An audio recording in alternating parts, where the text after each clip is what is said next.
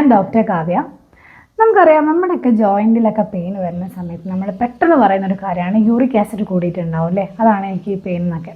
അപ്പോൾ എന്താണ് ഈ യൂറിക് ആസിഡ് എന്ന് പറയുന്നത്?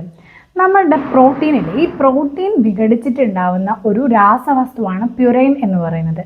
ഈ പ്യുറൈനിന് വീണ്ടും ഒരുപാട് കെമിക്കൽ പ്രോസസ്സൊക്കെ നടന്നു കഴിയുമ്പോൾ ഇതിൻ്റെ ഒരു വേസ്റ്റ് പ്രൊഡക്റ്റ് പോലെയാണ് യൂറിക് ആസിഡ് ഉണ്ടാവുന്നത്. ഇത് ഈ രോഗികളിൽ മാത്രം കാണുന്നതാണോ? അല്ല, എല്ലാവരിലും കാണും. നോർമലായിട്ടുള്ള എല്ലാവരിലും ഈ യൂറിക് ആസിഡ് കാണുന്നുണ്ട്. പക്ഷെ ഇത് നമ്മുടെ എടുക്കുന്ന അളവ് കൂടുക, അതായത് ഈ ഒരു പ്രൊഡക്റ്റ് ഉണ്ടാവുന്നത് കൂടുകയും അത് പുറത്തേക്ക് പുറന്തള്ളുന്നത് കുറയുകയും ചെയ്യുക. അതായത് മെയിനായിട്ടും പുറന്തള്ളുന്നത് യൂറിൻ വഴിയാണ് ഇത് പുറന്തള്ളുന്നത്. അതായത് കിഡ്നിയുടെ ഫങ്ഷൻ കഴിഞ്ഞ് കിഡ്നിയാണ് ഇതിനെ അരിച്ചിട്ട് യൂറിൻ വഴി പുറത്തേക്ക് കളയുന്നത്. എന്നാൽ ഇത് കുറയുന്നതിലൂടെ ഈ ഒരു യൂറിക് ആസിഡ് എന്ത് ചെയ്യും, നമ്മുടെ ബോഡിയിലുള്ള പല സ്ഥലങ്ങളിൽ പോയിട്ട് ക്രിസ്റ്റൽസ് ആയിട്ട്, അതായത് കല്ലുകളൊക്കെ ആയിട്ട് പോയി അടിഞ്ഞുകൂടാണ് ചെയ്യുന്നത്. കൂടുതലായിട്ടും ഇത് ജോയിൻസുകളിൽ കാണും. നമ്മുടെ കാലിലുള്ള തള്ളവിരലിൻ്റെ ഈ ഒരു ഭാഗത്തായിട്ടാണ് ഇത് കൂടുതലായിട്ടും കാണുന്നത്, അടിഞ്ഞുകൂടാ ചെയ്യുക.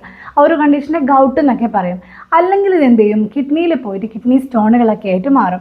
ഇപ്പം മെയിനായിട്ടും ജോയിൻസുകളിൽ കാണുമ്പോൾ ഇത് അവിടെ റെഡ് കളർ ഉണ്ടാവുകയും അതുപോലെ നല്ല പെയിൻ ഉണ്ടാവും, അതുപോലെ നീർക്കെട്ട് വന്ന് നല്ല വീക്കൊക്കെ ഉണ്ടാവുകയാണ് ചെയ്യുന്നത്.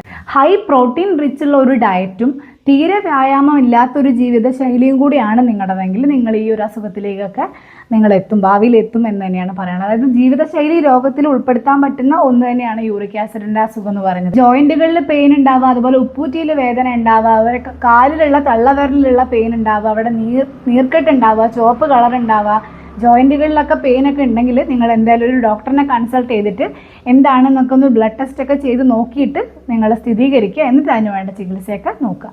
അതുപോലെ നല്ല രീതിയിലുള്ള ഒരു ഡയറ്റും എക്സസൈസും ഒക്കെ ഫോളോ ചെയ്യുക.